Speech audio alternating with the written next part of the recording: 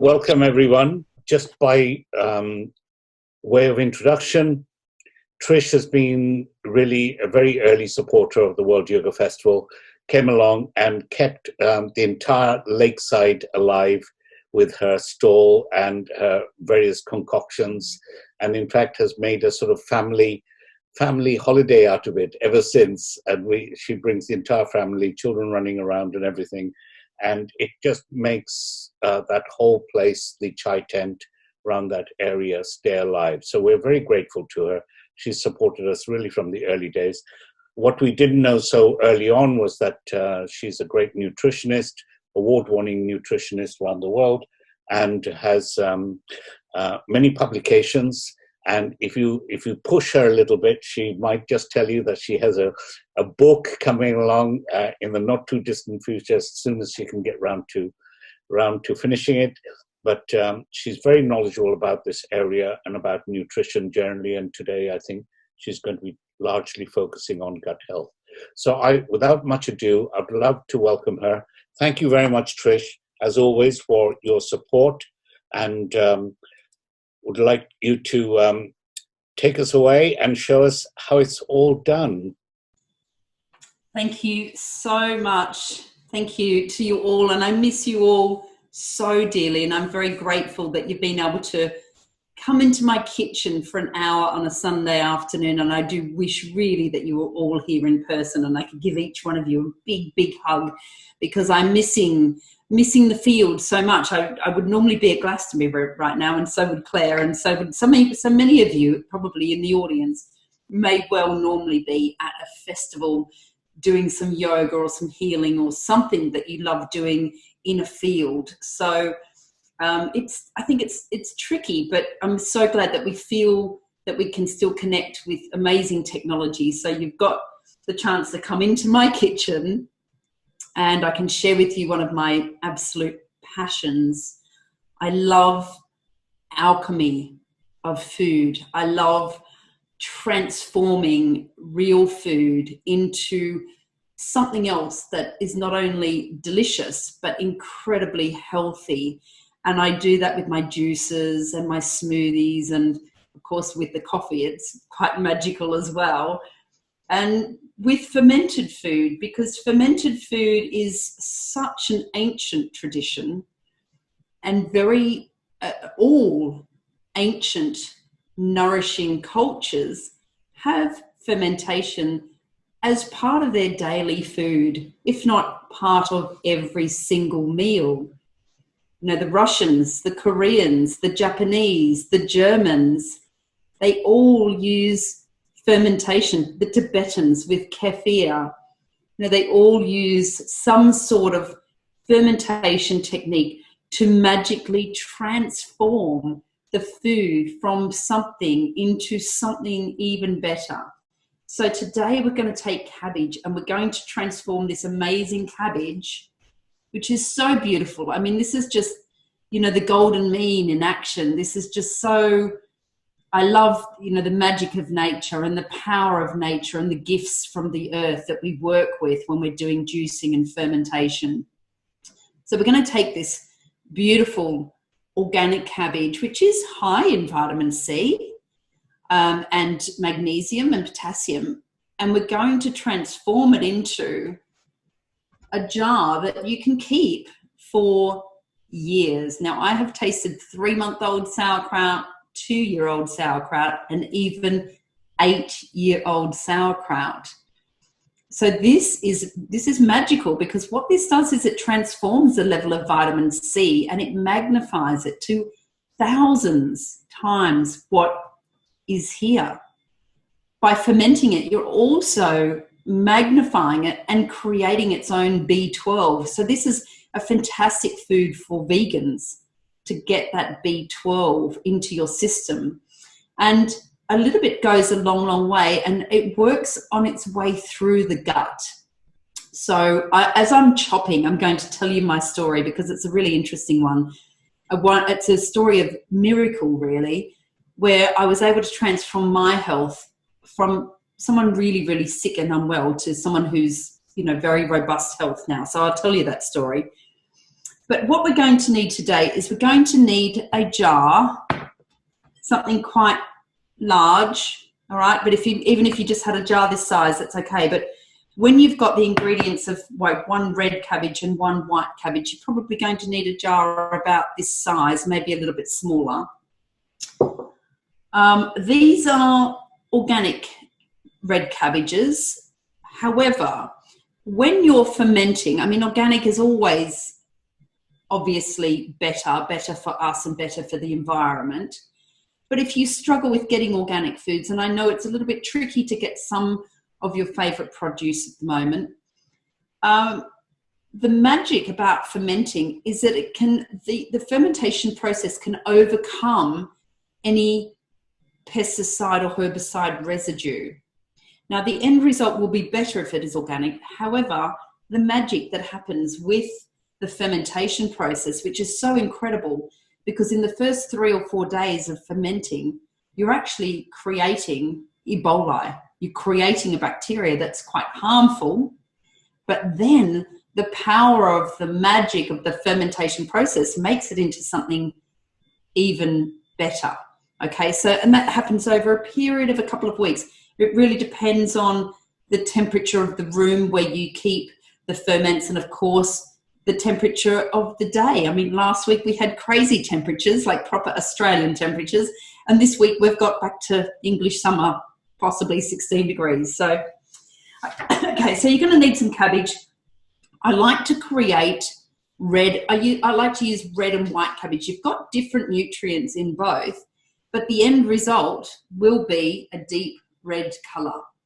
Okay, that is red and white cabbage together, but after a period of time, it just looks like the colour of beetroot. Now, if you've got questions as we're going along, please be sure to type them into the chat, because at the end we can make sure that I answer all of your questions. And if we find that we've got enough time, I'm also going to tell you about a few other ferments, so kombucha and kefir and kimchi, and I've got some examples of those here. Now, you may be new to fermenting, but you won't be new to trying fermented foods. If you've had cheese and yogurt and coffee and chocolate and wine or beer or that sort of thing, you would have had fermented food in your life before. So it's not unusual. It's not an unusual thing. Coffee and chocolate particularly, you may not have realized, is a fermented food. So fermented foods can be very, very good for you in the right amounts. We only need a small amount regularly, because it feeds the good bacteria and the good flora and the balance of good bacteria as it travels through the small and the large intestine.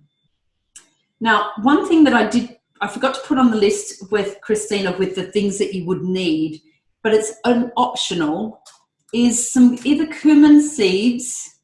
I use organic cumin seeds. You probably can't see those a bit glary. And juniper berries. I love the flavour of juniper berries in my ferment.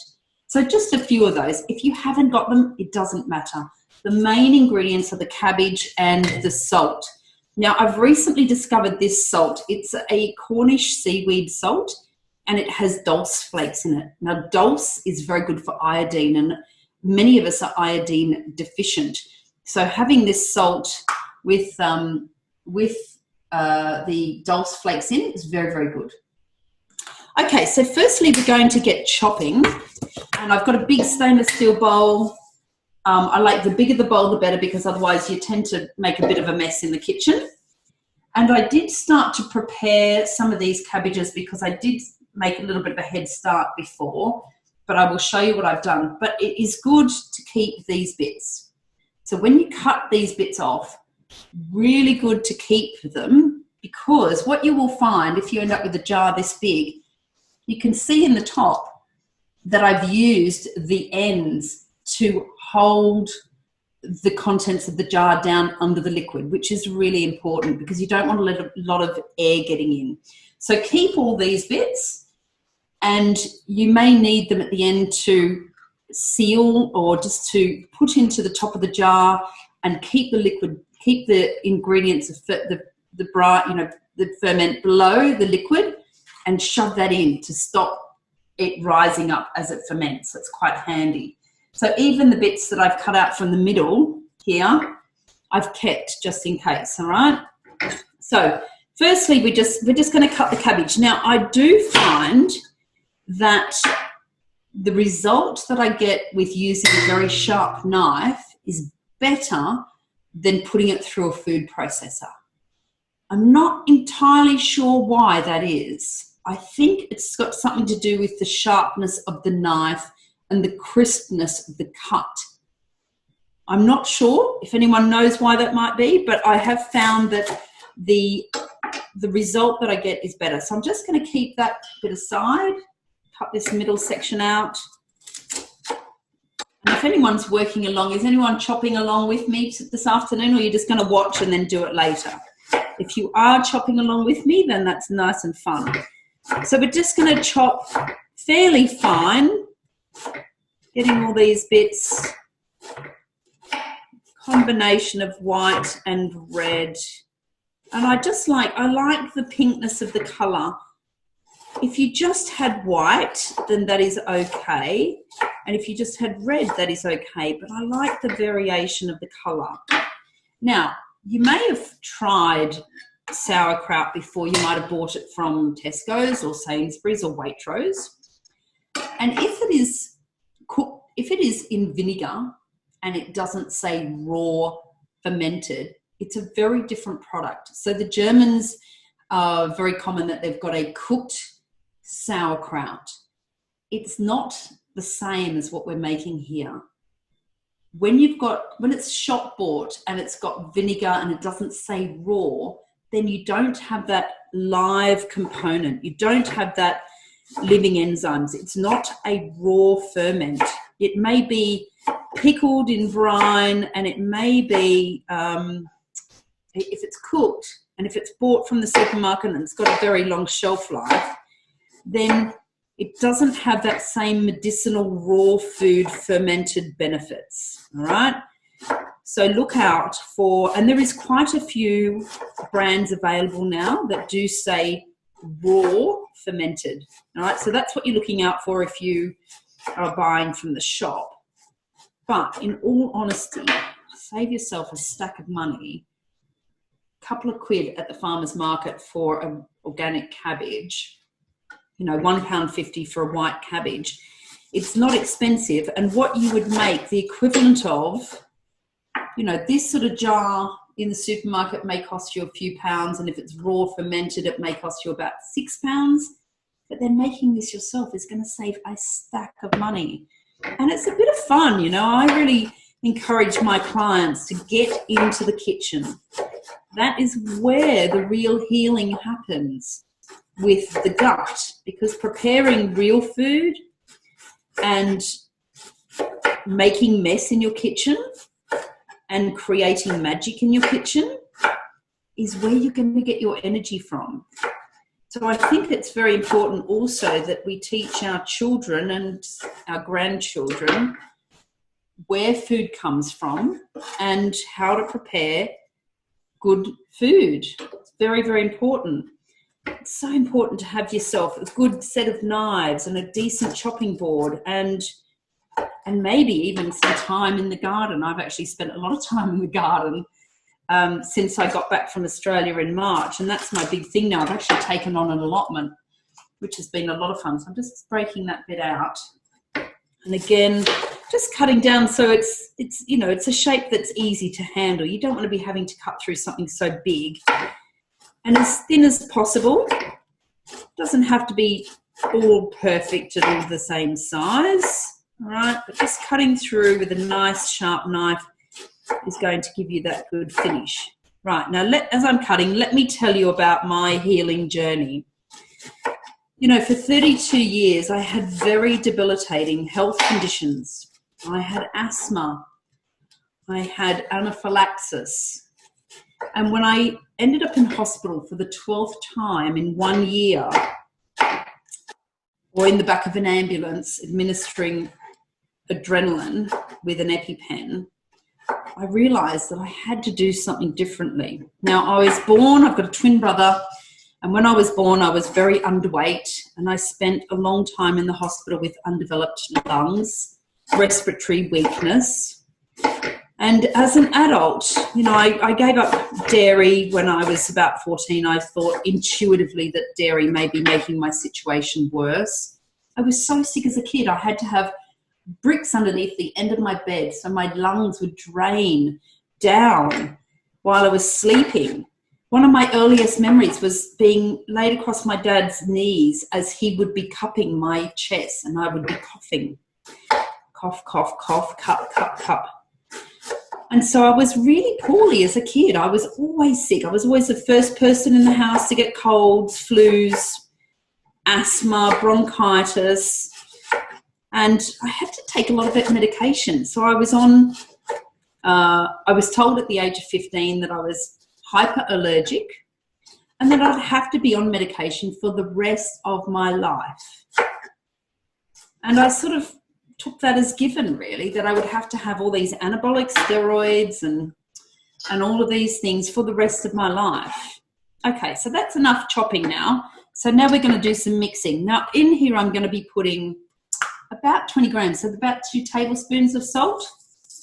I don't like to measure things, so I had to actually physically measure that for you.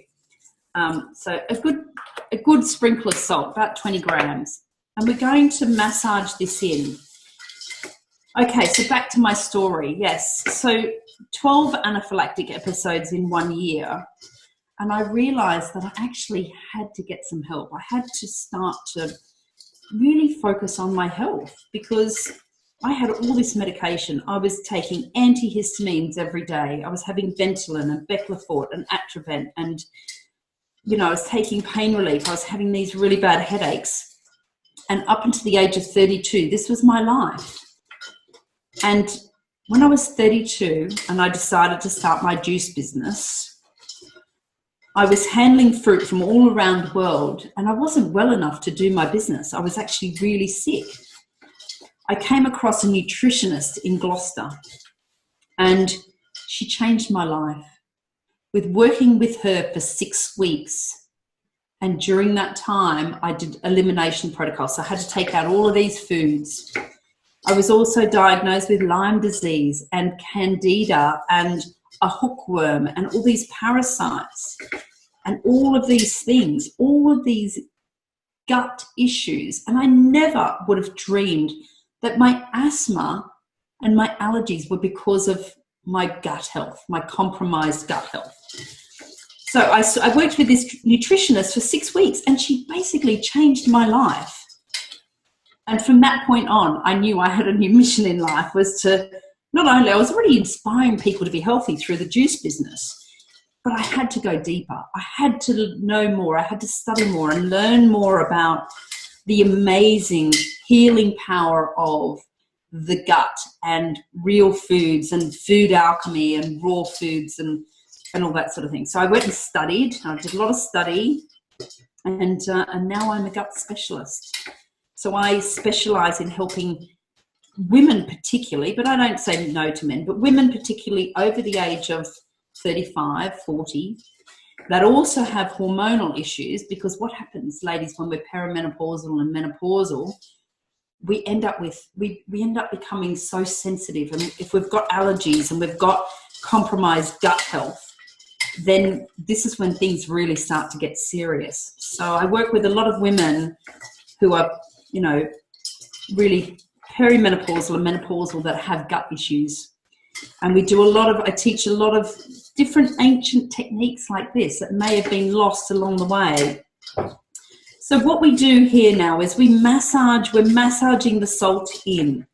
And this usually takes about 20 minutes. It will depend on the salt, it will depend on the temperature in the room, and it will depend on the cabbage. So some cabbages are more juicy than others.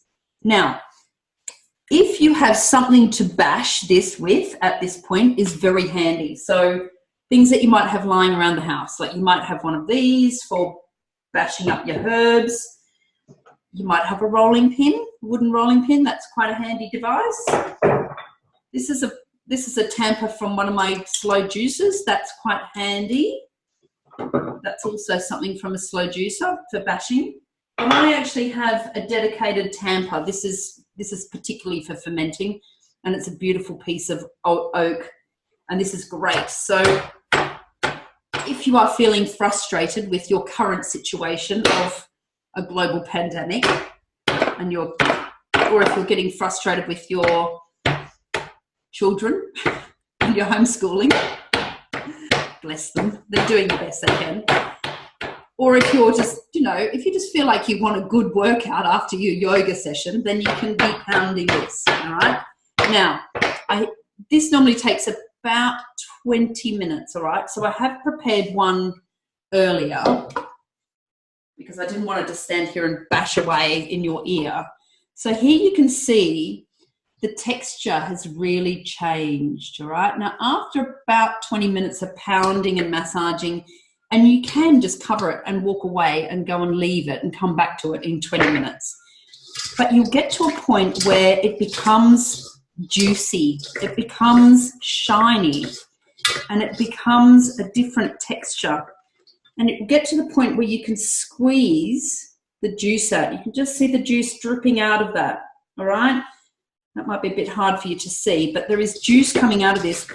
And if when I'm scraping to the top of the bowl, there's a bit of juice coming out on the bottom of the bowl, which you can't really see there, but the texture is changed. It's wet. It's really moist. So you can see the difference in the texture of this. This is still quite dry. It's almost the consistency of the beginning of coleslaw, whereas this is really wet. All right. Now, I haven't added any liquid. It's just the salt drawing out the liquid of the cabbage. And this when it's like this texture, you're ready to go. You're ready to put it in the jar. And that really is about it. All right. And of course, you get an itchy nose when you've got your hands covered in fermenting cabbage. So what I do at this point is I always have my jar ready. Now, if you're using old jars, and I love to reuse old jars, you can scrape the labels off, get some lemon essential oil or eucalyptus oil or something, scrape the labels off. Make sure your jar has been sterilized. Now, the best way to do that, hot water, and then put your oven on to a moderate temperature, like 180 degrees, and pop the jar in the oven for 10 minutes, and that will make sure that it's killed any bacteria on the inside of the jar, because you want it completely sterile. When you're doing any sort of ferments, if you get any sort of mold, there's something that may have happened in your processes. So make sure your jar's nice and clean. And then you can put the jar in the middle of the bowl, because you're going to get messy. If you tend to put it on the outside of the bowl, you're going to drop bits of cabbage everywhere. So pop it on the inside of the bowl, and you're just going to shove this into the jar. Now, a nice wide jar and a nice, even the rolling pin or something, this is great because it's got narrow one end and thicker at the other. So depending on the size of the jar, but this will just enable me to push down. And what we're trying to do here is make sure we're getting all the air out, all right? We don't want air in the process, because the air will create the potential for the fermentation not to work as well, and could create the potential for bacteria to get in, or mold to set in. Okay, I'm just going to check if there's any questions that are relevant to here. Green cabbage, absolutely fine. Green, red, white, fantastic. Any cabbage you've got. You can do this with other vegetables as well. I will talk about kimchi in a moment.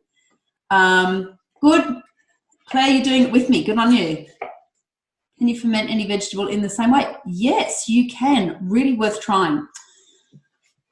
Beetroot has a very high sugar content, and I have done it with beetroot, but I think the beetroot was a bit old. So in the juice bar, we do a lot of grated beetroot, a lot of grated carrot, and I don't like to throw anything out. And when with festivals, it's tricky to get the orders right. You never know when we're going to be hit by, bad weather and things like that. So sometimes ordering can be tricky, and you end up with a lot of stuff left over, which is great because look at this. This is carrots left over from a festival last year which I've just pickled in brine. So this is a different technique. This is water and salt brine. It's a pickling lacto-fermented concept. Right, so here we go. So we're just filling this and we're pushing down. How's yours going, Claire? You might take a bit of time getting there, but about 20 minutes. So pushing down, and you can see that you're getting a little bit of moisture coming to the top of the surface here. So pushing down, making sure we get all of that in there. And as you can see, you make a bit of a mess around the outside. Try not to flick it all over the kitchen. Oh, look, I did put, in this one before as well, and I'll do the equivalent of this, just like a sprinkling of juniper berries. I really love the flavour of them. And a sprinkle of cumin seeds. Now, you can try other things. You could try fennel seeds or some mustard seeds or some black onion seeds. It very much depends on the type of flavour that you like. I think dill or fennel would go really well. So pushing down. And as you can see with this one, the texture is starting to change with the salt, but it needs a bit of bashing, all right? It just needs a bit of bashing here. So keep bashing away there, and keep then also with that one, you just want to, with this one, just keep massaging, tossing it over, giving it a rub, giving it a bash, giving it a rub, giving it a bash, and you'll start to feel the texture change from dry to quite wet. So that is starting to change now, a bit more bashing required. Claire, you can take your tension, any kids, get your kids onto it as well. It's good to teach your children about these old techniques. Now, I tell you, Captain Cook, when he sailed to Australia, his men did not get scurvy. Do you know why? They had sauerkraut on board. So it's a fantastic way of preserving foods. I will know a lot about different pickling and brines and fermenting of foods on the allotment, because I know this year we're going to have a huge harvest of courgettes and carrots and cucumbers, and of course it will all come at once. So, all right, so I'm starting to get a bit of liquid coming out over the top now, which is great. I want as much liquid coming out over the top to keep that top nice and moist. So squishing that down, and you can see now, if I squeeze that towards the camera, I don't know if you can see, but there's quite a bit of liquid in there that's coming up to the top, which is really good. All right, now, when you get to this point, this is where this sort of stuff comes in handy. So get a few of your leaves that are, and if these go moldy, that's absolutely fine. What you can do is take them out and replace them.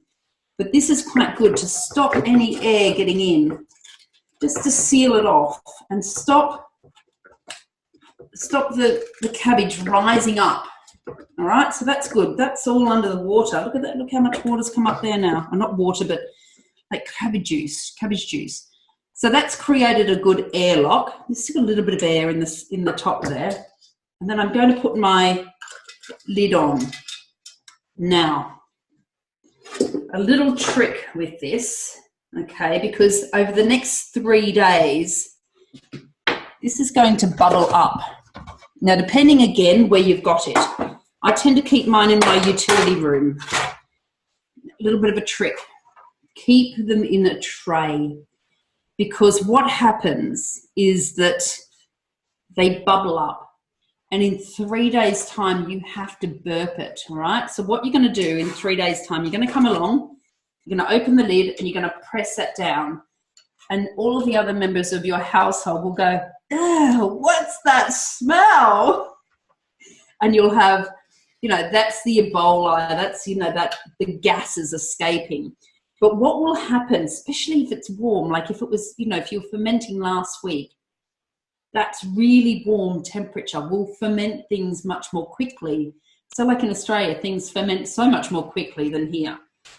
So make sure you burp your ferments, okay, which just means opening the lid, squashing down, breaking the seal, letting any air bubbles out, because it's going to bubble up. It's going to bubble, bubble, bubble, right? Really, really lively. When you open your seal, you might end up hearing a little bit of the gas release. Fantastic. That's what you're looking for. So then you'll reseal it, and then you'll do that every few days, every couple of days. But having it in a tray like this means that it's not going to bubble up and go all over your floor, or your tiled floor, or your, if you have it on a shelf, then that purple stain, like what I've got on my hands, is not going to stain your cupboard or your bench or wherever you have it. So keep it in a tray like that. Just a little oven tray is a very good idea. And then, you know, if you do a few at a time, then you've got them in there. All right, so that saves creating mess. So don't forget to burp them. I shall give you a little nudge in a few days' time to burp your sauerkraut. Okay, I'm going to show you a few different variations of what they look like in a few months' time. And that's going to sit there. You can see the texture of this one starting to change already, but I just didn't want to stand here bashing it for too long. But Claire, you'll probably notice that that's changed. Yours is starting to change already. So that's ready to go, and that's going to go into the utility room. Okay, now it will be ready to eat. Again, depends on the temperature and depends on the taste of what you like. You can begin to start tasting that in about 10 days, I would have thought. Now, if you like the flavour of it at that point, if you like the sourness of it and the crispness of it, then you can store that in the fridge. You can keep storing that in your cupboard for months. It will keep fermenting.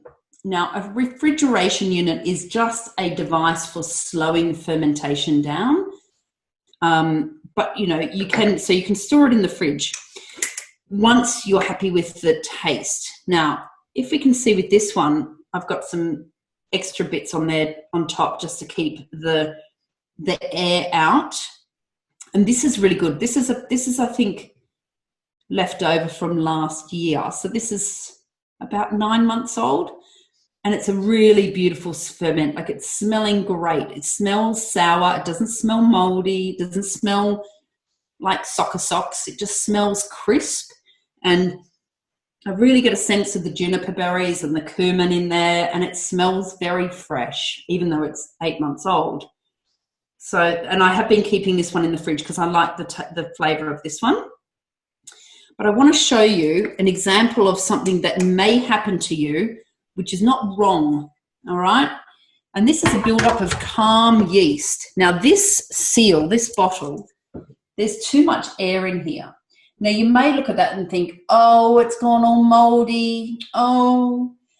And it's interesting because this is actually not mould. It's calm yeast, all right? Now, calm yeast is not harmful to you. However, you probably don't want to have too much of it. It's quite a strong, intense flavour. So what I've found here is that there's too much air getting in. It might be the seal of this jar that's not quite working, all right? But the rest of this, you can see this ferment from here down is absolutely fine. So what I would do when it gets to this point, and I have had too much air in this area, I'm going to scrape all of that off, and I'm going to see what it smells like down here. And I did this just recently where I did scrape it off. I did put some more leaves in there, but it hasn't quite done the job. There's something about this jar that's not quite right. So it doesn't smell off. If it was mold, it would be either furry green or furry pink. It wouldn't be just this yeasty white. So this is calm yeast, and I'm going to scrape that off. And sometimes, especially with very old ferments, you might just have that calm yeast build up. You can scrape that off, possibly change the jar. So what I'm going to do with this one is I'm going to take this out of here, and I'm going to put it into smaller jars. I'm going to make sure again that I'm pushing right down and I've got enough liquid. Oh, that was a bit of a pop. That's what we're looking for.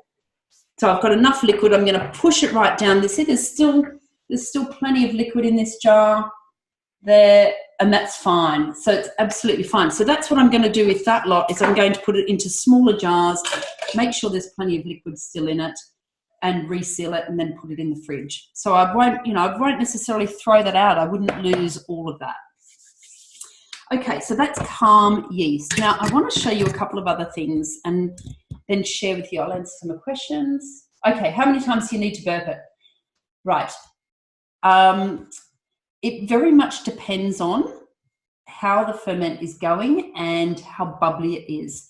You will notice it. So you will go check it out in 3 days' time and you'll give it a shake and you'll see it is lively.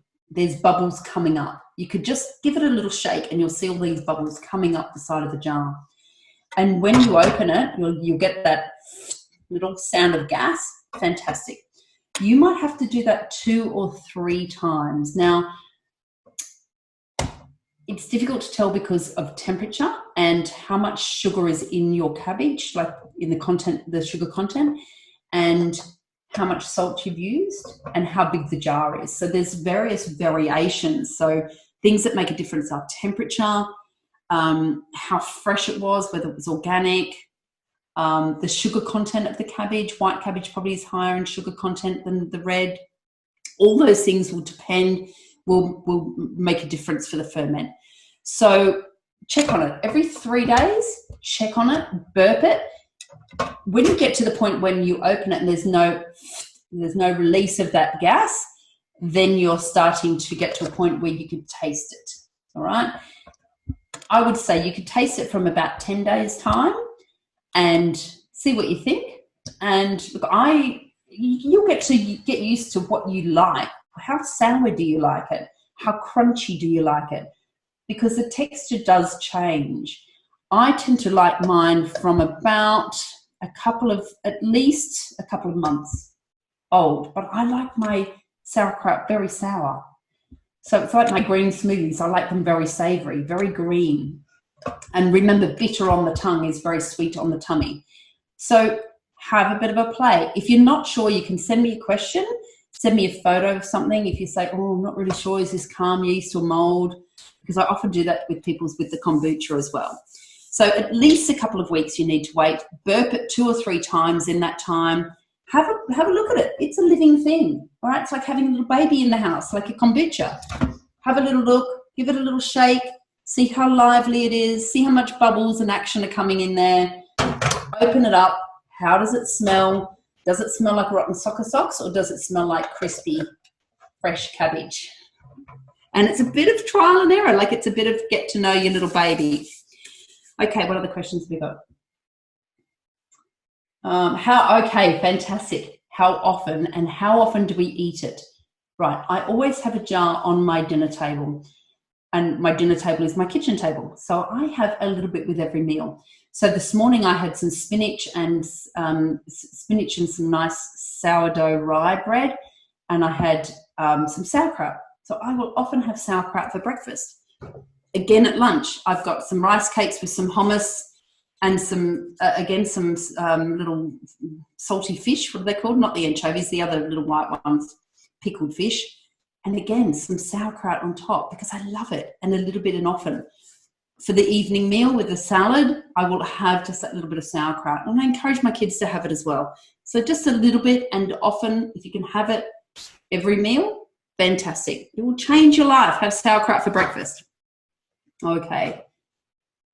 Yes.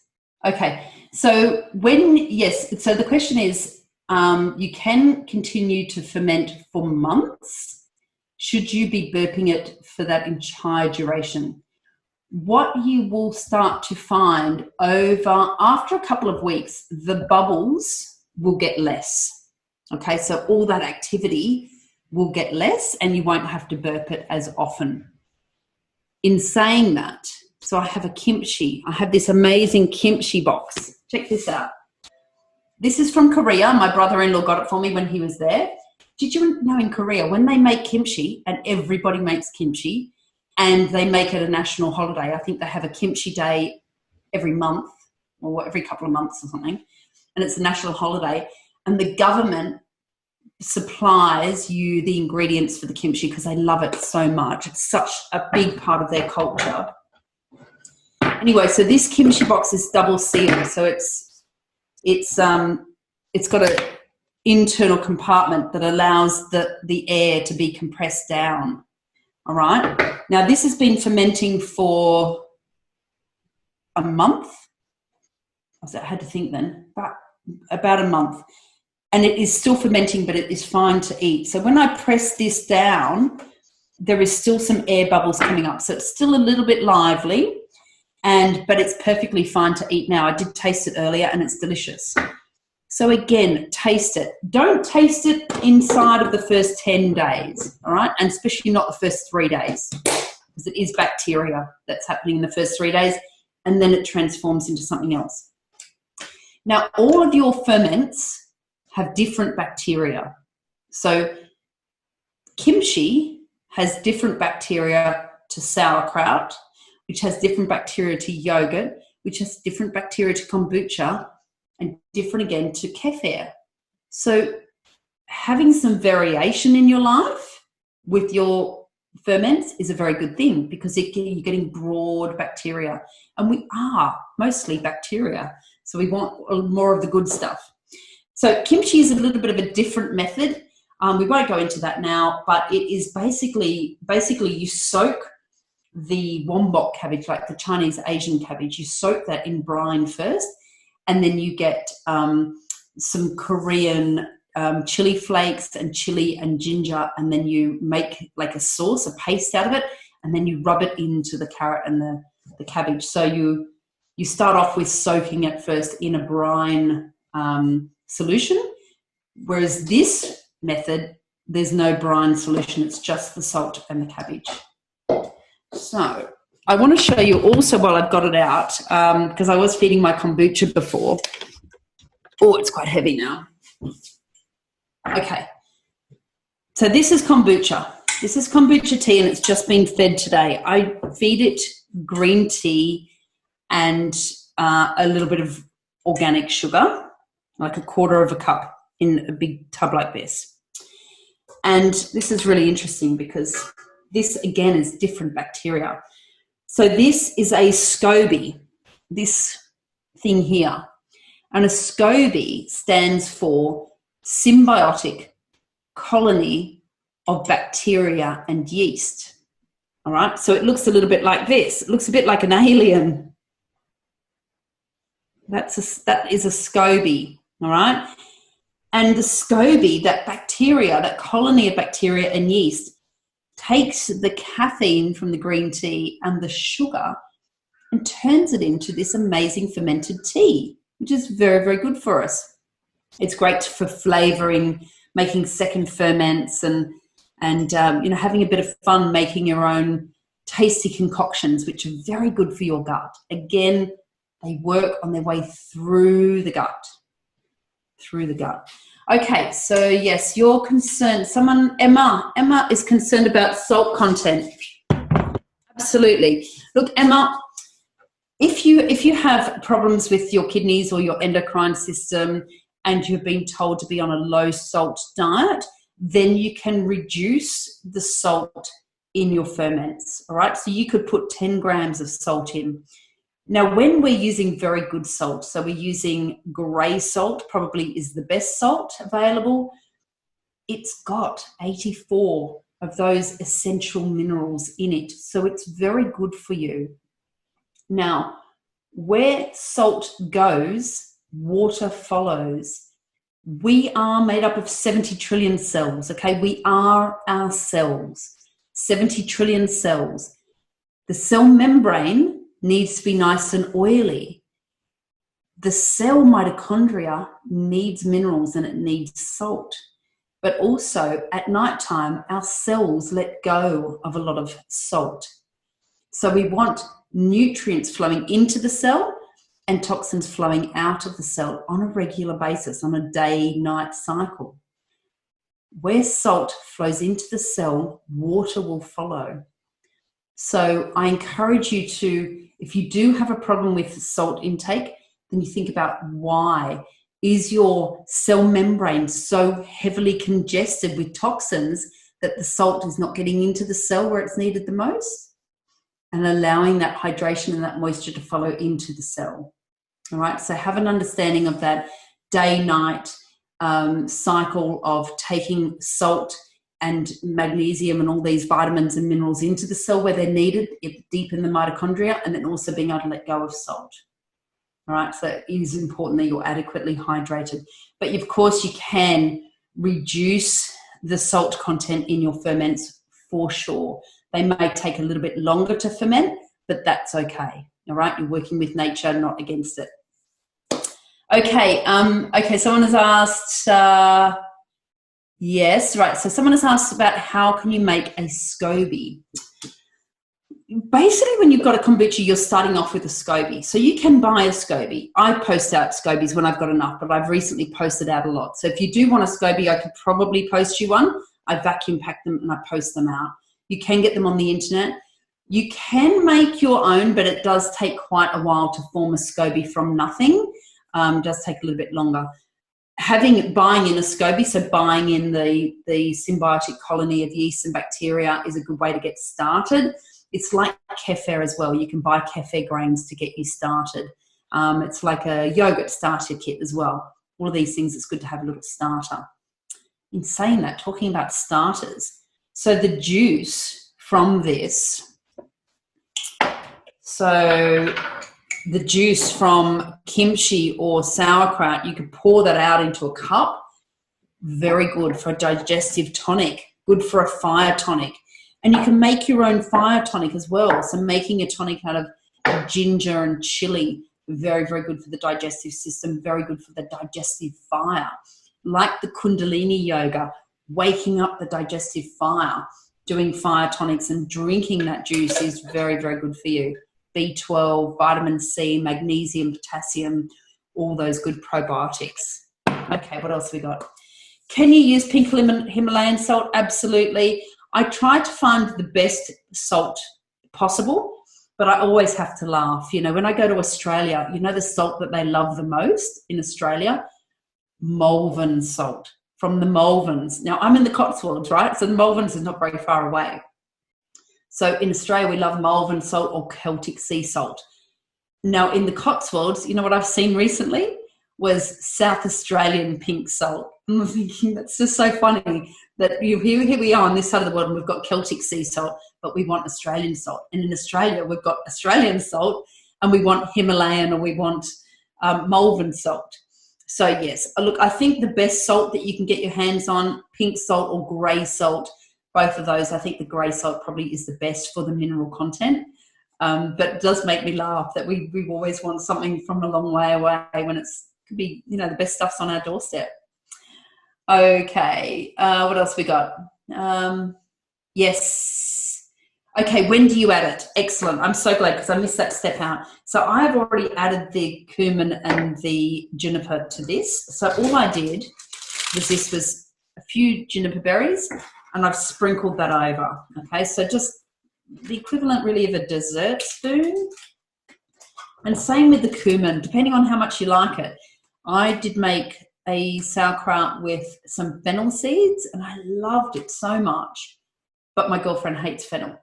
So I thought, oh, okay, probably won't do that again. But just, you know, probably again a dessert spoon, and you add it while we are getting this nice and moist. So this texture has changed just in this time that I've been talking to you. The texture of this has changed. Can we squeeze the juice out? Almost. We're almost to the point of squeezing the juice out. So that needs a bit more bashing and a bit more rubbing. But you want to get that nice and looks like Claire's still bashing. No, it looks like she's done now. Get it to the point where you can just squeeze that juice out. There is some juice coming out of that now. Not quite enough. It's not quite there yet. But just letting it sit there, and yes, I've already put that sauerkraut and cumin in there. Okay. Yes. Okay. So someone else is asking that they've tried water kefir, and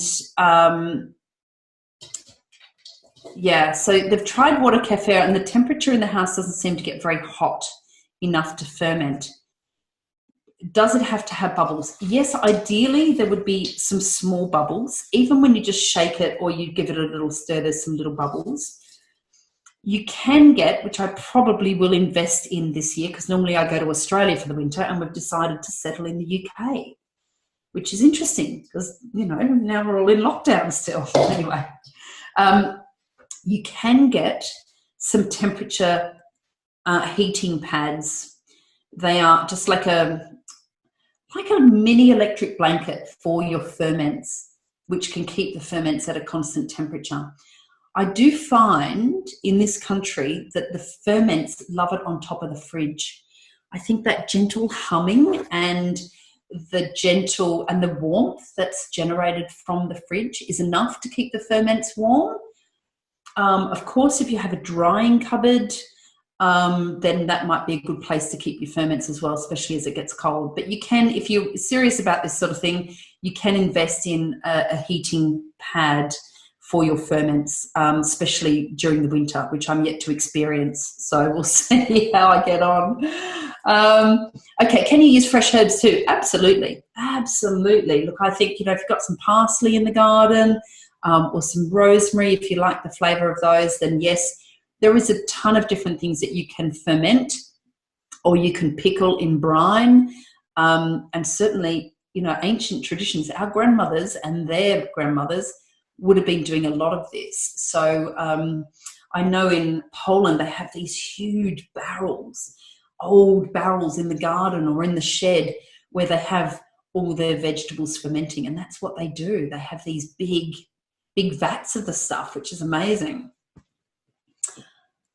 I think, yes, I reckon nettle seeds, because I've just noticed some nettle seeds out in my garden and they're very seedy at the moment, and they are fantastic for serotonin. So Kerry has asked, would nettle seeds hold their goodness? I think it would be very interesting to try. So dandelion flowers, let me share this with you. Right, so dandelion flowers, I've just picked I wrote the date on the 20th of April, I picked all the dandelion flowers in my garden and I put them in with some apple cider vinegar. Now this tincture, once it's been soaking for 6 weeks, is a fantastic tincture for your kidneys. So I think you could do the same with nettles, absolutely.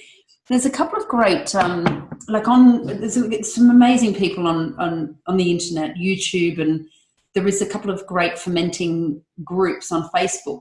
You could ask them that question as well, because I've never done nettles, but I've never stayed in one place long enough to think, oh, right, I could do so many more different herbs and vegetables this way.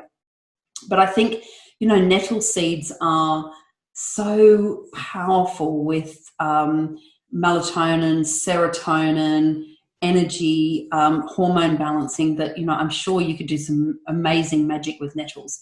But, that one with the dandelion flowers, that's a really good one. That's ready to drink now. So I'm quite keen to try that one out. Okay, how are we going? We're going well for time. We've got a few minutes left, so I'm really happy to open it up now to specific questions that you would like. Ram, maybe if we unmute some people, we can I put my sauerkraut in a hot jar to sterilize? Yeah, I would wait a few minutes for that to cool down. I mean, the bacteria is going to come. But for example, with my kombucha, when I make my big pot of tea, I make sure that is cool. All right, so I would just wait until that gets to room temperature, just so you're not killing off any good microbes there. Do you drink the dandelion juice on its own? Right, that's a great question. So I would just have a little bit, and same with the kombucha, a little bit in water, like I would with apple cider vinegar. Just that little bit in a small glass of water is enough to send that very good message to the gallbladder, to the liver, to the kidneys, to do a flush of any toxins. So again, little bits and often, and diluted, yes, very good. Okay, who else is asking? I think Droitwich salt. That sounds really interesting. I think, yeah, local salt, fantastic. Yeah, but I'm not on video. She's Somebody telling us how to did make ask. fermented sauerkraut. I'm tempted. I couldn't quite hear if that's someone asking me a question or just chatting. There might have been a question. Hang on, I'll go back up a bit. There was a question about the kimchi. Let's see, did we get it? Where did I get this salt? Okay, that Cornish sea salt I got from Essential Trading, which is a cooperative in Bristol that they're a vegan cooperative. You do have to have a wholesale account to buy from them, and I think the minimum order now is £250. But they also supply a lot of the health food shops around. So that the Cornish Seaweed Company, I've just discovered it. I think it's great. Green or red cabbage, absolutely fine, whichever you wish, whichever you can get your hands on. Other vegetables, right? So I got starting to talk about beetroot. I found that the beetroot was a little bit old. So we'd used it in the juice bar and we hadn't used it that day. And then I took it home, and then I think that the next day I unpacked everything, and then I got to the beetroot and I thought, well, I'll give it a try. But I think too much time had passed and it went moldy. So, and I haven't tried it again since. But it is certainly worth trying. I love cabbage because it retains its texture. Beetroot, I think if you chopped it finely enough but maybe didn't grate it too fine, then the texture would still stay okay. It's worth trying. Definitely worth trying. Fresh dill, I have used fresh fennel. Fantastic. I love fennel so much. Okay, how many times do we need to burp it? I think we're okay with that. Several times, and it depends on the temperature. But if you've got that bubbly action, when you open it and it doesn't have that, then you're okay. It's ready to go. I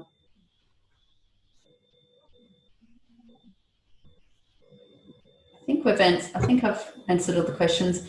The person who's worried about blood pressure, yes, I'd be careful about that. But okay, with kimchi, do you put the soaking brine in the jar with the cabbage? Okay, no, great question, thank you. So when we do kimchi, so imagine if this was all the Chinese cabbage, all right? I don't cut it up as fine, I cut it up in much bigger chunks, and I would put that into a bowl with brine. So always a 20% brine solution. So in 1 litre of water, I put 20 grams of salt, and I would soak that for about an hour, and then I would lift all the cabbage out and just shake it off, and then I would cut it, and then I rub it. So then I get rid of the water. I could see another demo coming up maybe.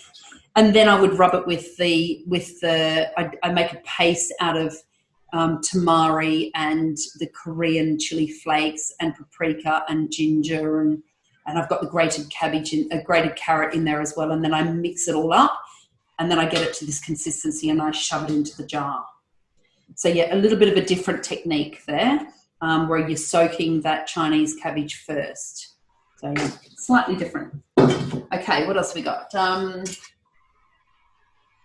Right, so let me tell you about a couple of exciting things. I know Ram did say, yes, I'm working on a book. I have got my small juicing book, but I am working on a bigger book with, I'm self-publishing with Babel Press, which is the self-publishing arm of Hay House. So I've got big hopes that Hay House will pick it up and fund it. And it is a book about how to nourish from the inside out.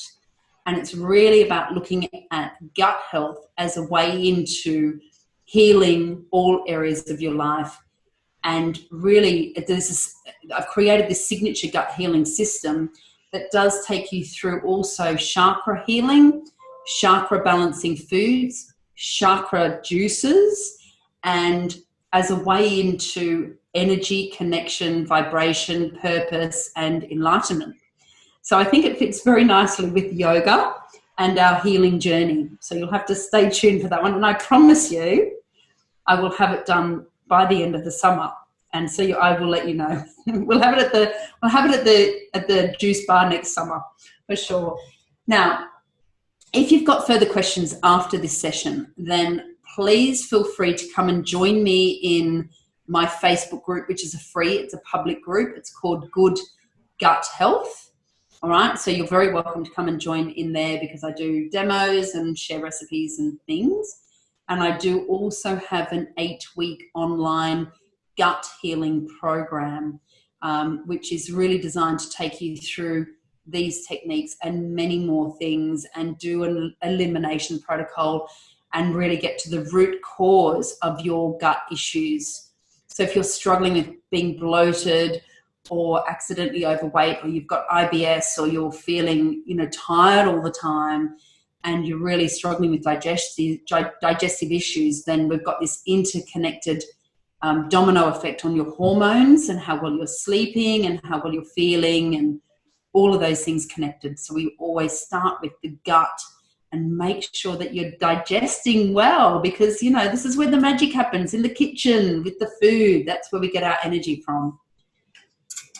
Okay, right. Any more questions before we sign off? I think we're good to go. Ram, did you have any more questions there, or Christina? You're still there? That was really good. That's really good. Well done. No more questions. You did it all from the corner of your kitchen.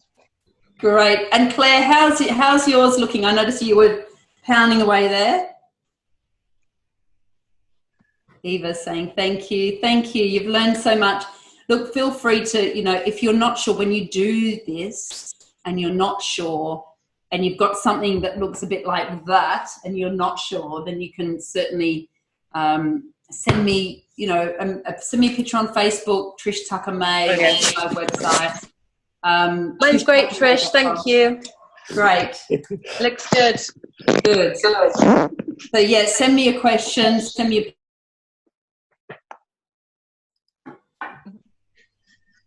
So what we will do, hang on a moment. Yes, what we will do, Trish, is that we'll just put up some of those links to your Facebook page and your email address, and if somebody wants to contact you, then they can do so.